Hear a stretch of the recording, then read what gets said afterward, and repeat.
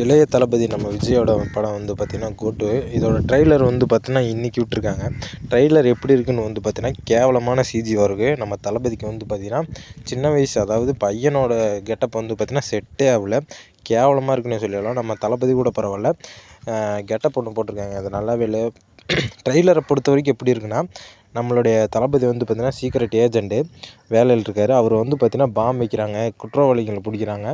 அரைச்சமாகவே அரைக்கிற படம் தான் எல்லா படத்துலேயுமே பார்த்துருப்போம், பாம் வச்சு எடுக்கிறது. அதே மாதிரி தான் இதில் பிரசாந்த், பிரபுதேவா, விஜய், அதுக்கப்புறம் வந்து பார்த்திங்கன்னா லைலா, அதுக்கப்புறம் இன்னும் நிறைய பேருமே இருக்காங்கன்னே சொல்லி ஆகலாம். படம் எப்படி இருக்க போகுதுன்னு தெரில. பேங்காக்லாம் போய் எடுக்க போகிறாங்களாமா. இதை வந்து பார்த்திங்கன்னா ஆர்மி, அதாவது கன்னு, பாமு, தீ, நெருப்பு அப்படியே தான் இருக்குது.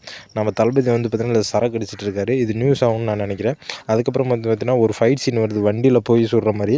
இதெல்லாமே வந்து பார்த்திங்கன்னா இந்த எக்ஸ்பீரியன்ஸ் பண்ணால் நம்ம படத்தை வெயிட் பண்ணி தான் பார்க்கணும். கேவலமான சிஜி ஒர்க்குன்னு தான் சொல்லி ஆகணும். அதுக்கப்புறம் வந்து இங்கே பாருங்களேன், இது பார்த்தீங்களா எப்படி இருக்குன்னு. நம்ம ஆர்விஎஸ் விஜய் அப்படிங்கிற ரமேஷ் அப்படிங்கிற ஒருத்தர் இருப்பார், அவர் மாதிரியே இருக்குது. சரி, படம் எப்படி இருந்தால், ட்ரெய்லர் எப்படி இருந்தால், அந்த படத்தை பார்த்து நம்ம தெரிஞ்சுக்கலாம். உங்களுக்கு இந்த ட்ரெய்லர் பிடிச்சதா பிடிக்கல, யாரெல்லாம் படத்துக்கு போவீங்க, இந்த கோட் படத்து மேலே இருக்க ஆர்வத்தை, எக்ஸ்பெக்டேஷனை வந்து பார்த்தீங்கன்னா கமெண்ட்டில் சொல்லுங்கள்.